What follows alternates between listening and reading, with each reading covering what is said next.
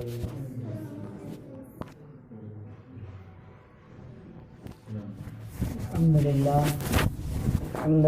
رب العالمین والصلاة والسلام علی رسولہ النبی الکریم اما بعد اعوذ باللہ من الشیطان الرجیم بسم اللہ الرحمن الرحیم ان الذین قالوا ربنا اللہ ثم استقاموا فلا خوف علیہم ولا هم يحزنون وعن سفیان بن عبد اللہ الثقفی رضی اللہ تعالی عنہ قال قلت یا رسول اللہ قل لی فی الاسلام قولا لا اسأل عنہ بعدی او لا اسأل عنہ غیری او کما قال علیہ الصلاۃ والسلام۔ عزیز طلبہ، معزز حاضرین،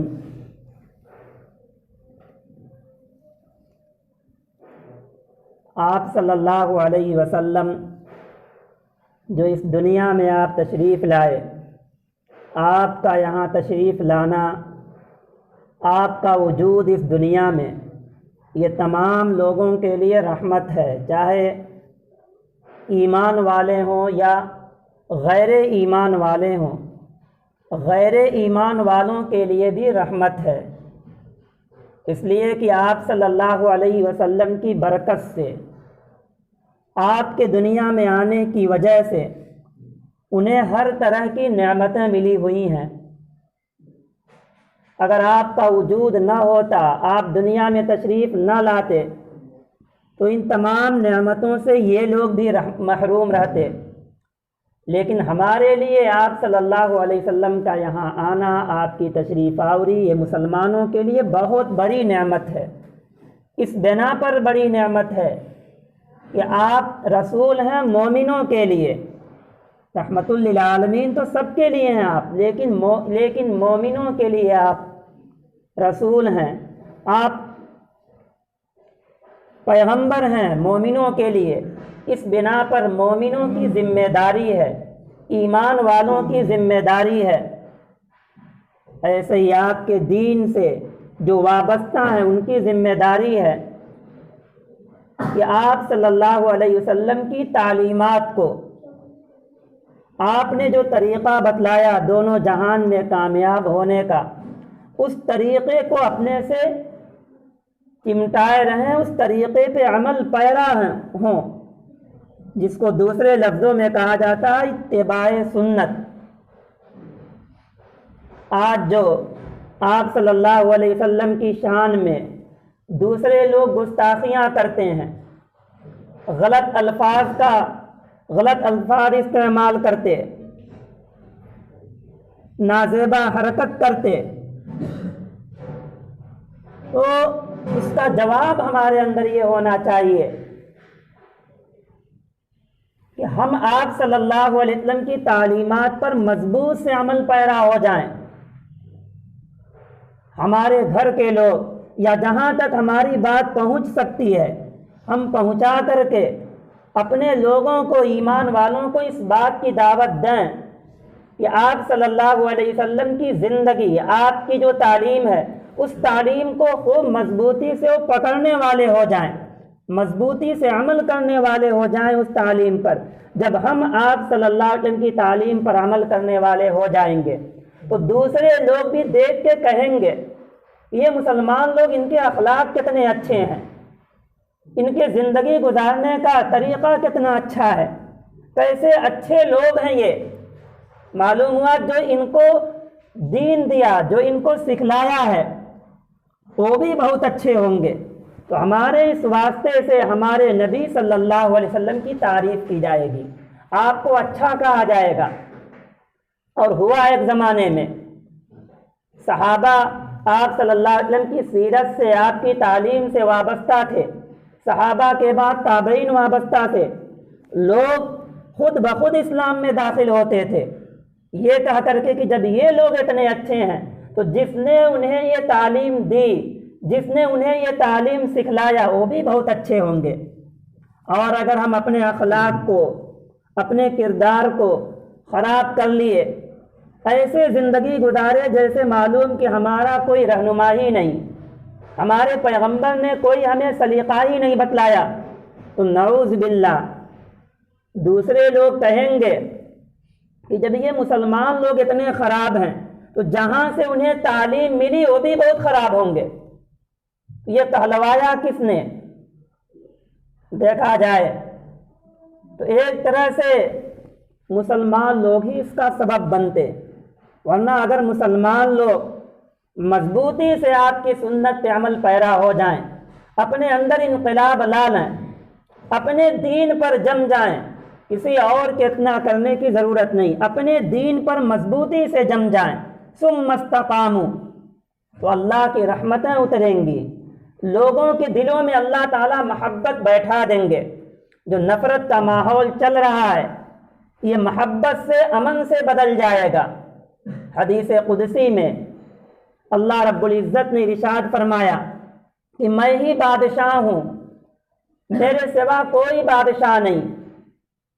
جب لوگ میری اطاعت کرنے لگتے ہیں، میرے حکموں پہ عمل پیرا ہونے لگتے، تو دنیا کے بادشاہوں کے دلوں میں میں محبت ڈال دیتا ہوں، اور اگر یہ لوگ نافرمانی کرنے لگتے، میرے حکموں کو، نبی صلی اللہ علیہ وسلم کی تعلیم جو ہے اس کو چھوڑنے والے، اس پر عمل نہ کرنے والے ہو جاتے ہیں، تو میں ہی نفرت بیٹھا دیتا ہوں۔ تو کوئی شخص حالات کا رونا نہ روئے، حالات تو اللہ تعالیٰ کے قبضے میں ہے، ملک میں، کائنات میں جو کچھ ہوتا ہے وہ اللہ تعالیٰ کے کرنے سے ہوتا ہے، اللہ ہی تعالیٰ کرنے والے ہیں۔ قادر مطلق تنے تنہا اللہ تعالیٰ کی ذات ہے۔ جب اللہ تعالیٰ کی ذات تنے تنہا قادر مطلق ہے تو جیسے اللہ تعالیٰ نے حالات پیدا کیا، کوئی اور حالات نہیں اس طرح پیدا کیا، یا اللہ تعالیٰ نے ایسا حالات لے آیا، اور ایسا حالات اللہ تعالیٰ لاتے رہتے ہیں۔ موافق حالات اگر پوری تاریخ اٹھائی جائے بہت کم ملے ہیں، اکثر حالات مخالف رہتے ہیں۔ خود نبی کریم صلی اللہ علیہ وسلم جس دور میں آپ مبعوث ہوئے، جتنے خراب حالات اس وقت تھے آج اتنے خراب حالات نہیں ہیں۔ ایسے خراب ماحول میں، ایسے خراب حالات میں آپ صلی اللہ علیہ وسلم اور صحابہ دین پر، ایمان پر مضبوطی سے جم گئے۔ اسی جم جانے کی وجہ سے اللہ تعالیٰ نے مخالفت کو آسانی سے بدل دیا، موافقت سے بدل دیا، اور دین پر عمل پیرا نہ ہونے کی وجہ سے اس طرح کے حالات رہتے ہیں، اور اس میں بھی اللہ تعالیٰ کی حکمت ہے۔ ظہر الفساد فی البر والبحر بما کسبت ایدی الناس لیذیقہم، اس طرح کے حالات اللہ تعالیٰ خشکی میں، تری میں اس لیے لے آتا ہے، لیذیقہم، تاکہ انسانوں کو چکھائے، بعض الذی عملوا، وہ بھی کچھ عمل کا انجام چکھائے۔ اللہ تعالیٰ اسے بدل کیوں نہیں دیتا؟ لعلہم یرجعون، مقصد یہ ہوتا ہے لوگ انابت اللہ کی طرف آ جائیں، لوگ اللہ کی طرف رجوع ہونے لگیں۔ لیکن ہمارے یہاں یہ ہوتا، چاہے جیسے حالات رہیں، مسلمان لوگ ایک ہی حالت پر رہتے، کوئی بدلنے کا نام نہیں لیتا، انقلاب کوئی اپنے اندر لانا نہیں چاہتا۔ جب ہم حالات نہ بدلنا چاہیں تو پھر اللہ تعالیٰ ایسے ہی حالات نہیں بدل دے گا، کچھ انسانوں کو بھی کرنا پڑے گا۔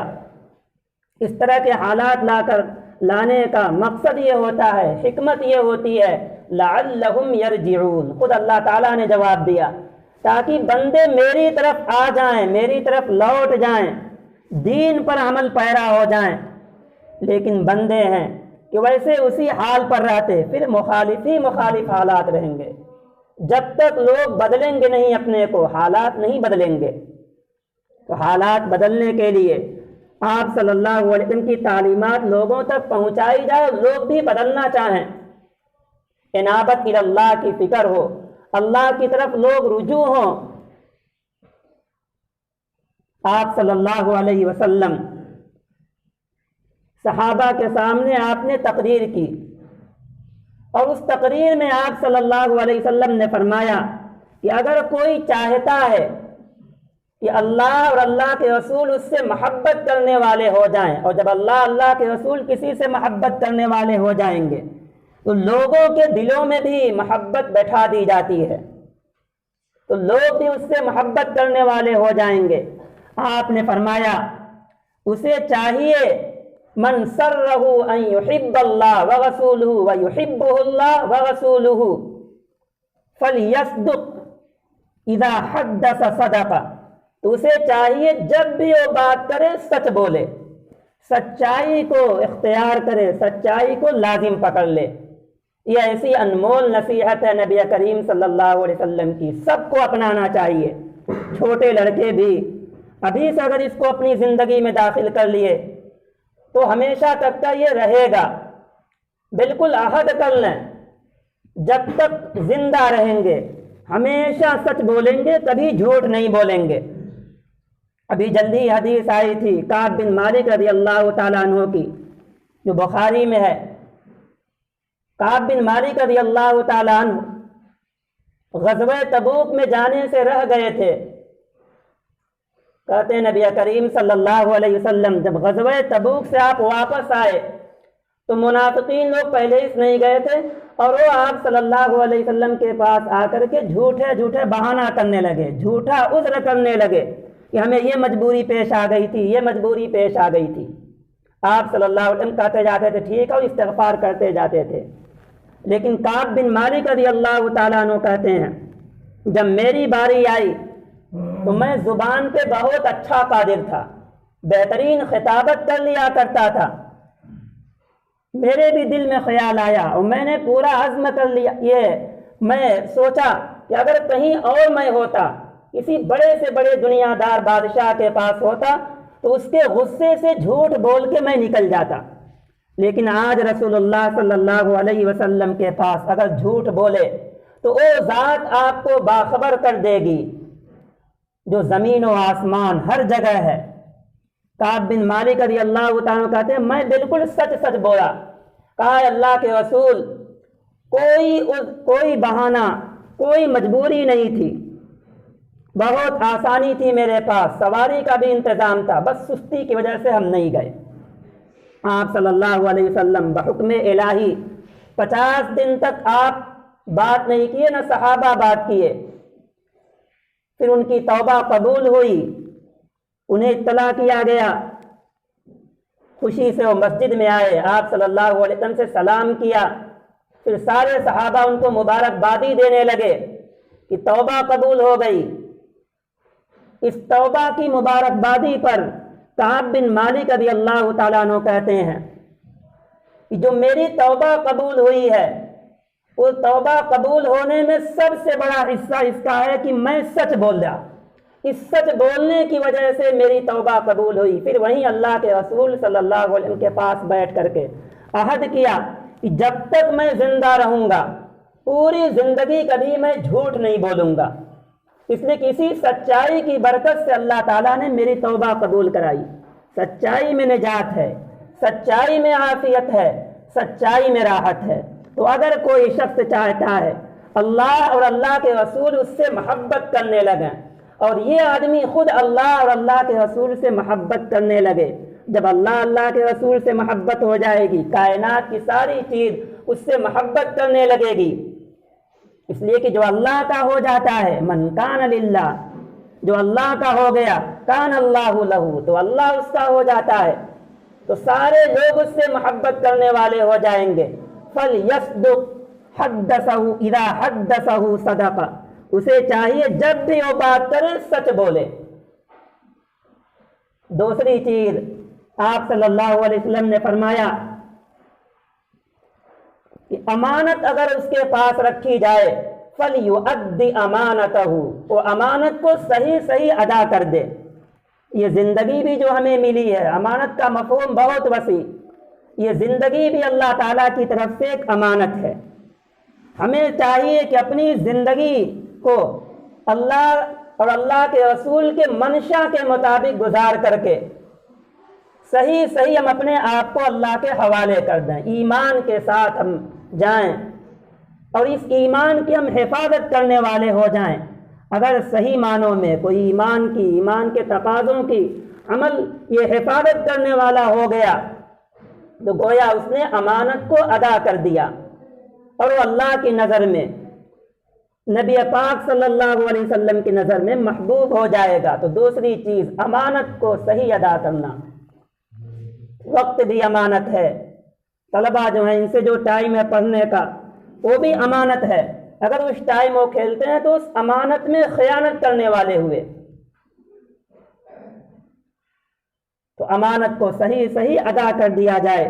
تیسری نصیحت جو آپ صلی اللہ علیہ وسلم نے کی، آپ نے فرمایا وَلْيُحْسِنْ جَارَهُ، چاہیے کہ اپنے پڑوسی کے ساتھ اچھائی کا برتاؤ کرے، اپنے پڑوسی کے ساتھ اس کا رویہ اچھا ہو، برتاؤ اچھا ہو، پڑوسی چاہے کوئی ہو۔ ایک کمرے میں جو طلباء رہتے ہیں وہ بھی آپس میں ایک دوسرے کے ساتھی ہیں، انہیں چاہیے کہ اس طرح سے رہیں کہ ان کے جانے کے بعد دوسرے طلباء انہیں یاد کریں۔ ایک گھر پہ ہیں، گھر کے آس پاس میں اور گھر والے ہیں، تو اسے چاہیے ہم ایسے رہیں کہ آس پاس کے لوگ ان کے زبان پہ کوئی شکایت نہ ہو۔ کمرے میں جو طلباء ہیں وہ اس طرح سے رہیں کہ ہمارے ساتھی کو ہم سے کوئی شکایت نہ ہو، ہم سے اس کو کوئی تکلیف نہ پہنچے، اس کی راحت رسانی کی جتنی کوشش ہو سکتی ہے وہ کوشش کرے، آرام پہنچائے، کسی کو اپنی ذات سے تکلیف نہ پہنچائے۔ یہ پڑوسی کے ساتھ اچھائی کرنے کا، اچھا سلوک کرنے کا مطلب ہے کہ جہاں بھی انسان رہے، جو بھی اس کے ساتھی ہیں، جو بھی اس کے پڑوسی ہیں، ہمیشہ ان کے لیے خیر خواہی سوچے۔ بلکہ اللہ کے رسول صلی اللہ علیہ وسلم اسی خیر خواہی پر آپ نے بعض صحابہ سے بیعت لیا ہے۔ جریر بن عبداللہ بجلی رضی اللہ تعالیٰ عنہ کہتے ہیں میں آپ صلی اللہ علیہ وسلم کے پاس آیا تو آپ نے ہم سے اسی پر بیعت لی۔ آپ نے فرمایا الدین النصیحہ، یہ دین اسلام جو ہے یہ خیر خواہی کا نام ہے۔ جہاں رہیں اچھائی، دوسروں کو چاہنے والے ہوں، صرف اپنا فائدہ مطلوب نہ ہو۔ احسان جسے کہا جاتا ہے، ایسے ہی رواداری، صلہ رحمی، اور اپنے اوپر ایثار جسے کہا جاتا ہے، اپنے اوپر دوسرے کو ترجیح دینا۔ ہمارا ساتھی کسی طرح سے آگے بڑھ جائے، اسے زیادہ چیز مل جائے، ان سب چیزوں میں۔ باقی دین کے معاملے میں یہ ہے کہ اپنے کو آگے بڑھانے کی کوشش کرنی چاہیے۔ تو یہ 3 نصیحتیں نبی کریم صلی اللہ علیہ وسلم نے کی۔ پہلی نصیحت کہ ہمیشہ سچ بولا جائے، اور دوسری نصیحت آپ نے کی امانت کو صحیح ادا کر دیا جائے۔ تیسری نصیحت آپ صلی اللہ علیہ وسلم نے کی پڑوسی کے ساتھ اچھا سلوک کیا جائے۔ اگر ان پر عمل پیرا ہوا گیا، ان کو اپنی زندگی میں لایا گیا، لوگ بھی ہم سے محبت کرنے والے ہو جائیں گے، اور نفرت کی جو فضا چلی ہوئی ہے وہ اچھائی سے، خوشی سے بدل جائے گی۔ ایسے ہی ایک مجمع میں آپ صلی اللہ علیہ وسلم نے صحابہ کے سامنے تقریر کی۔ آپ نے فرمایا استحیوا من اللہ حق حیائہ، ترمذی میں لمبی حدیث ہے، اور اس میں آپ نے 5 باتیں بتلائیں۔ آپ نے فرمایا صحابہ سے شرم کرو اللہ تعالیٰ سے جیسا شرم کرنے کا حق ہے۔ صحابہ نے کہا اللہ کے رسول صلی اللہ علیہ وسلم ہم تو شرم کرتے ہی ہیں۔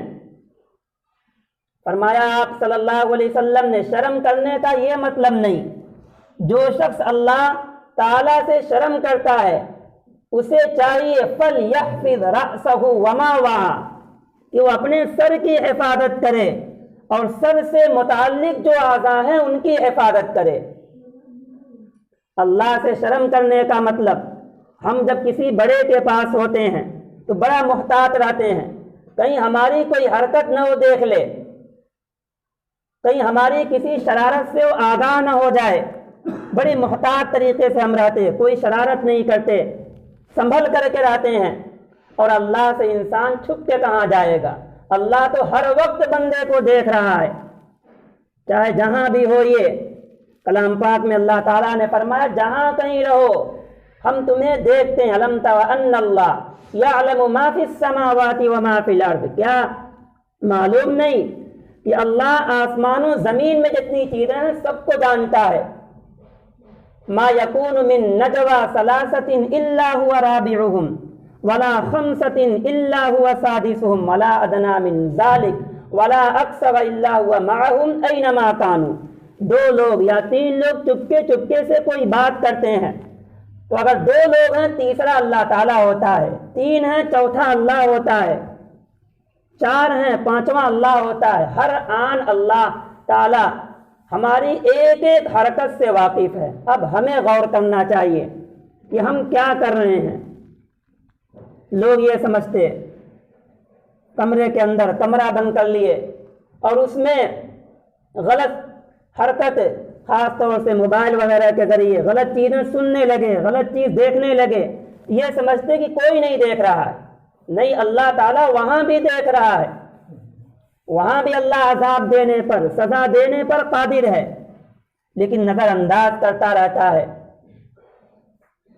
تو اللہ تعالیٰ سے شرم کرو جیسا شرم کرنے کا حق ہے۔ پہلی چیز آپ نے بتلائی، فَلْيَحْفَظِ الرَّأْسَ وَمَا وَعَى، چاہیے کہ وہ اپنے سر کی حفاظت کرے۔ سر کی حفاظت کا مطلب، سر کی حفاظت کا مطلب یہ ہے، اور وما وعى، سر کی حفاظت کا مطلب یہ ہے کہ غلط چیزیں اور سر سے جو متعلق ہیں، وما وعى جن کو سر نے جمع کیا ہے، کان ہے، زبان ہے، ایسے ہی کان زبان یہ بھی سر سے متعلق ہیں۔